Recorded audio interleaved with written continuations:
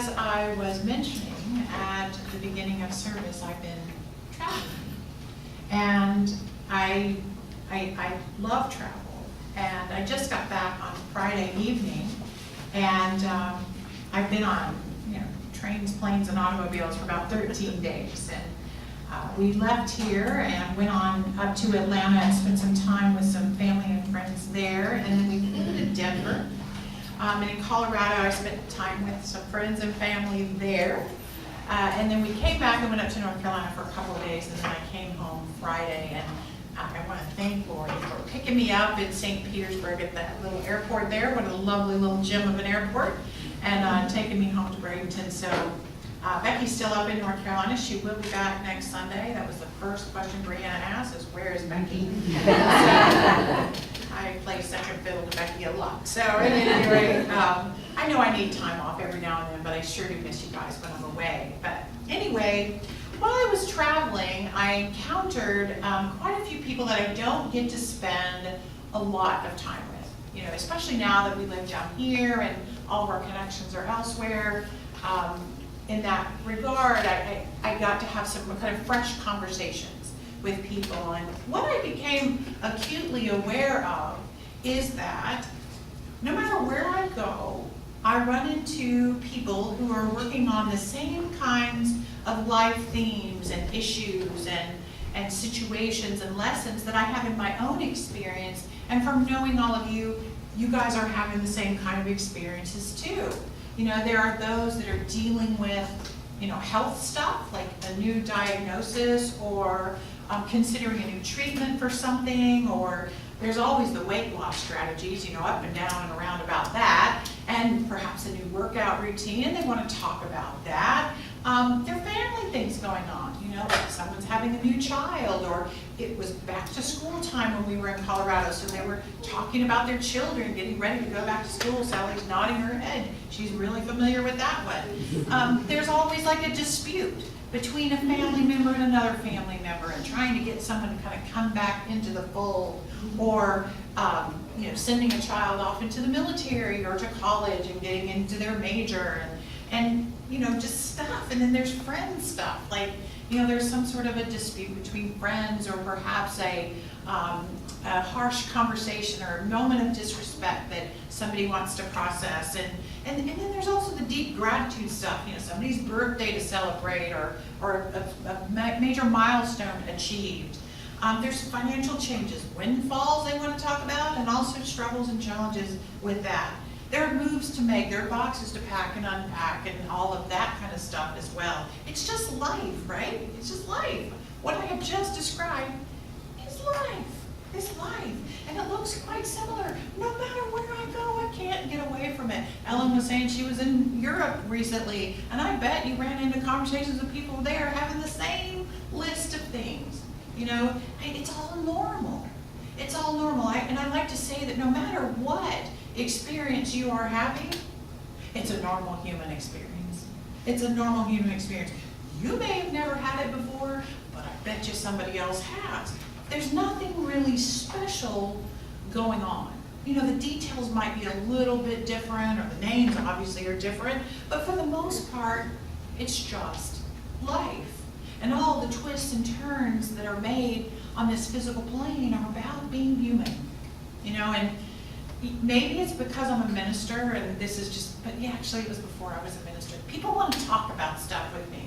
Like they want to talk about all these situations they have going on, and they want to ask for prayer.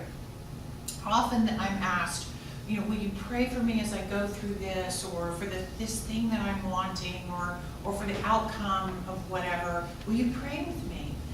And in this month we're talking about affirmative prayer, or spiritual mind treatment. Around here in this philosophy, we pray just a little bit differently. And prayer is the centerpiece of every spiritually focused life. No matter what path you're on, prayer is the centerpiece, because it's our way of communicating with and accessing and connecting with the higher power, regardless of what we call it. So my talk title today is, Let's Get This Party Started. And what I'm talking about is the prayer party. All right, so I've got a whole lot of elements going on. So how do we get this party started? And giving all the prayers that could be prayed, as I listed all those things going on in people's lives, what do we even pray for? What do we pray for?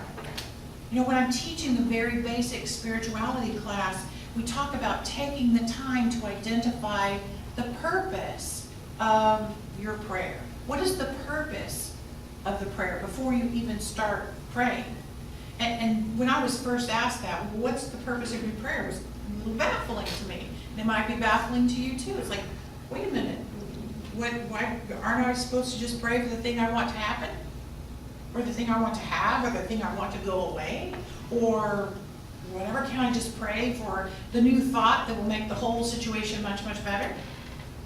Well, in a word, yes, you can pray for that. You can do an affirmative prayer or treatment that is focused on the particular outcome that you're desiring, but I don't know that those types of prayers are especially effective.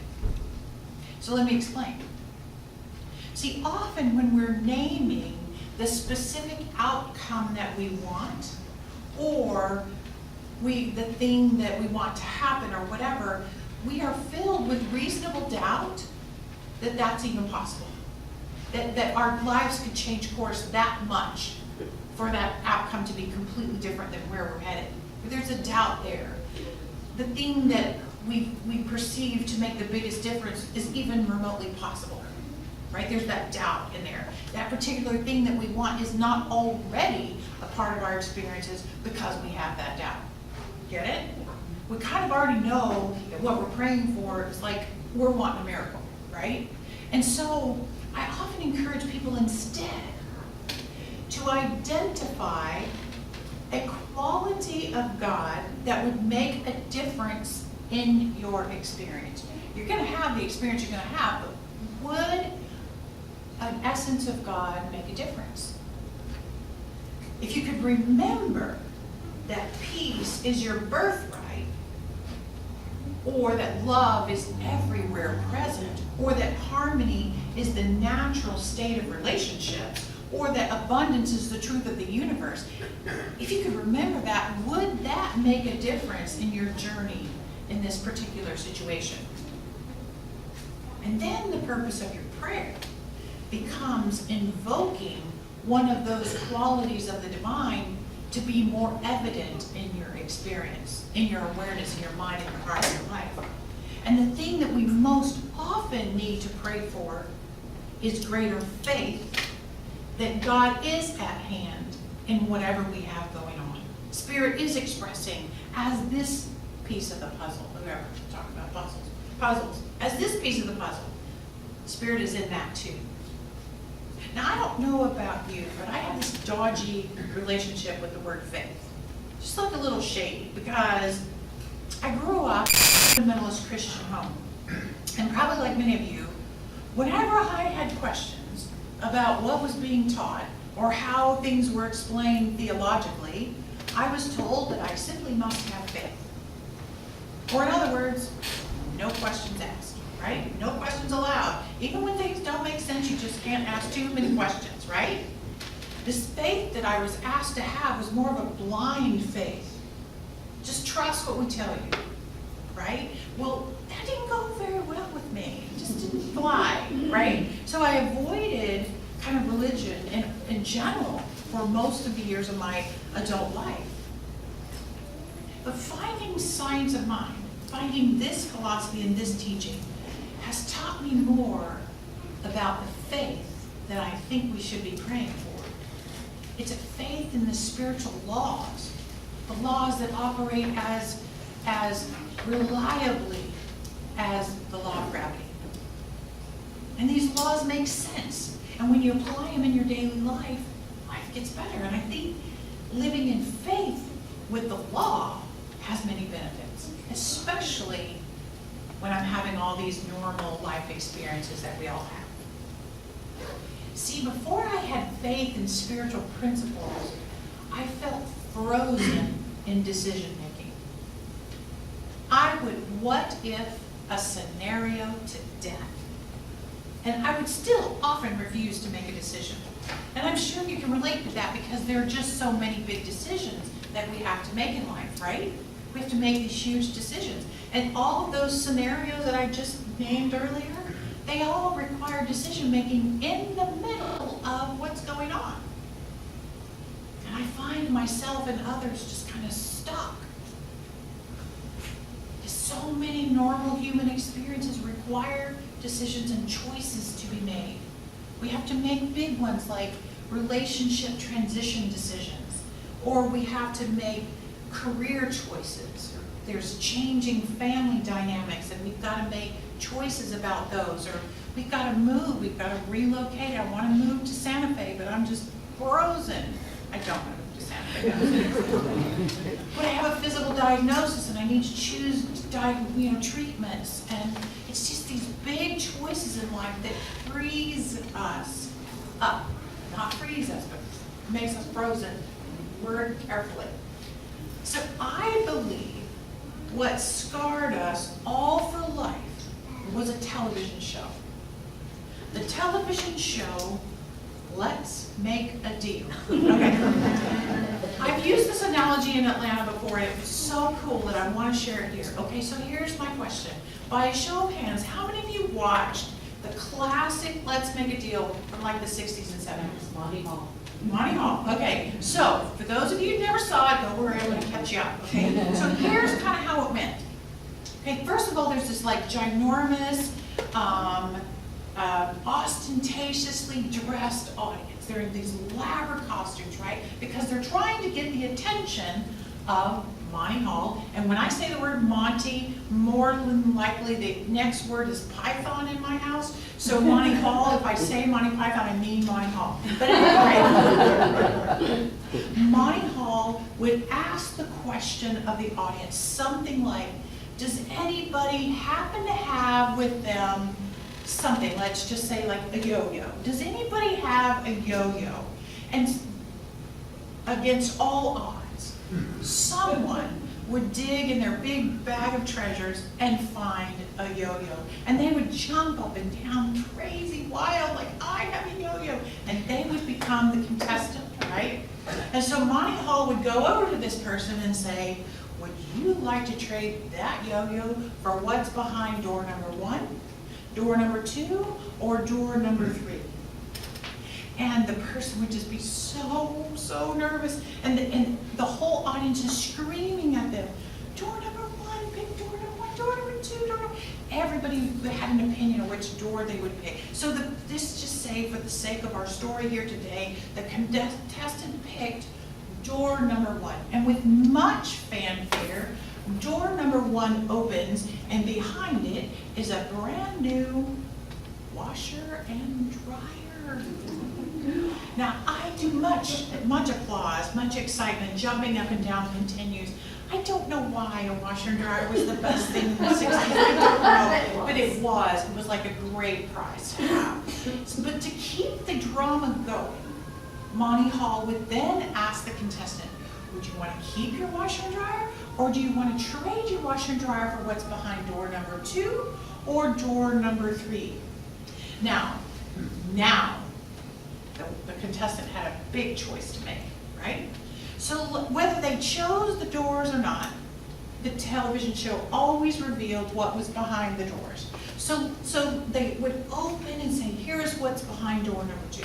So they open it up, and behind door number 2, let's just pretend, is a trip to Tahiti and a brand new car, okay? So, oh my gosh, okay, so if the contestant traded her washer and dryer for Tahiti and a car, she was very, very happy. And if she didn't trade it for that, she was kind of sad, but at least she still had a washer and dryer, all right? So then they would they would open the doors to door number 3. And what was behind door number 3 was a billy goat. A billy goat. All right, and so the sound effect for the billy goat is wah, wah, wah. So what a disappointment if the contestant had traded their washer and dryer for the billy goat. This horrible, embarrassing decision. And as a young girl, I would stew over every every choice that that little contestant had to make. I would be sitting there living the dilemma with them. I was yelling at the TV, trying to tell them, no, don't do it, or yes, go ahead. And just watching that show taught me a couple of things about life. And I bet it taught you very similar things. One of the things it taught me is that everyone has an opinion. Everyone has an opinion about the choices you make in your life. Even little girls living hundreds of thousands of miles away from your situation will have an opinion about the choice you need to make. And they will scream. They will scream their opinion in your general direction, whether you can hear them or not. They have an opinion. They really want you to pick this choice or that choice. Another big lesson it taught me, and many others, is that you should just settle for what is good enough and not risk anything once you have something better than the yo-yo. And I think this has played out in my life and your life many, many, many times. Making a new choice can be very, very risky. It sounds something like this, that what if thing. What if the new job is not better than the job I have now? What if the new boss is more horrible than the one I have? What if I get to this company and the business goes out of business and then I'm the last one in, so I'm the first one laid off? What if I get out of this dead-end relationship and I don't meet anybody else? What if my parents get to be right about this dead-end relationship? What if the new city feels lonely or I miss where I am now? What if I have to select this treatment path and then my doctor tells me I could have had a better outcome had I chosen the other one now that new research has been done? Get the idea? We just kind of what if ourselves right into staying in a situation that is no longer feeding us but is just good enough. And the third lesson that show taught me was that just when you think you're finished making choices, there's another choice to make, right? Life does not ever let you finish choosing. So this teaching kind of set me free. And I can experience these choices kind of from a different perspective or consciousness now. And I have certainly had all three types of door experiences in my life. And I know you have too. You know, there have been many times along the way when I've been holding my little yo-yo and hoping for something much better, and I've gotten the kind of that good enough door one experience. You know, things turn out okay. And I'm neither thrilled nor disappointed. It's just okay. You know, relationship has been just kind of so-so, or the job has paid the bills, but I'm not thrilled about it, or, you know, it didn't lead to anything better, you know, so to speak. Just things like that, just like door number one experiences. I also believe that I've made choices that led to door number two experiences. You know, the unexpected windfalls, or the choice I made that really kind of paid off in the end, and the opportunities that seemed almost too good to be true. You know, life is going great when you end up behind door number two. But I've also had door number three experiences.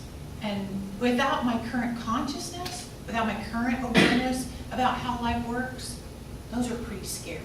You know, relationships that seem to fall apart or failed miserably, or jobs that were almost painful, right? Or friendships that end up in betrayal, or, you know, like vacations that get ruined by a storm or whatever. I've had those door number three kind of Billy Goat experiences. And I'll tell you about one of them, actually. When I was in my late 20s, I decided that the best idea for me would be to become a mom, right? Made the choice to become a parent. Just kind of a typical, normal human experience in your late 20s. And I was excited that I was pregnant. I was thrilled about the adventures I was going to have as a mom. I picked, this is going to be a door number two, y'all. It really is. It's going to be great. But however, as you know, my daughter was born with a lot of challenges. Several of those were challenges. She had a 3-chambered heart. She had an incomplete spine. I mean, she was a hot mess. She was definitely a terrifying situation that I found myself in. She was so medically fragile, and for many weeks I was just kind of lost in this hospital maze. And I know that my friends were thinking the soundtrack was wah, wah, wah. I mean, like, this was not good. And then I had a choice. I had a choice of, what do I do next? What do I do next? How do I respond to this? And I had a friend who had also had a special needs child who she fought and she sued and she won about her child's illnesses and things. And everyone had an opinion about that. Everyone, many people thought that I should sue, that I should go down that path, and it just didn't feel right to me. It just didn't feel right. I knew that I couldn't be fully in acceptance of my daughter if I had to maintain the anger and frustration required to stay angry every day in a lawsuit. I just didn't have it in me. So I decided I would just settle into the love of my daughter and figure it all out as we went. But what I learned is that parenting Kelsey and facing her mortality over and over and over again and celebrating her milestones of progress, no matter how small, led me to spirituality, led me to a bigger understanding of how life works. I found a higher perspective in life, and I also found like greater personal strength. My relationships became more precious. Moments became more important. I was more grounded in honesty and vulnerability because all the mask was just gone. You know, life is not perfect. It's hard. And eventually I had to admit that I wouldn't have traded my special daughter for a more typical, healthy daughter for all the money in the world. I wouldn't have changed that life experience. And what I realize now is that my Billy Goat experience is kind of typical.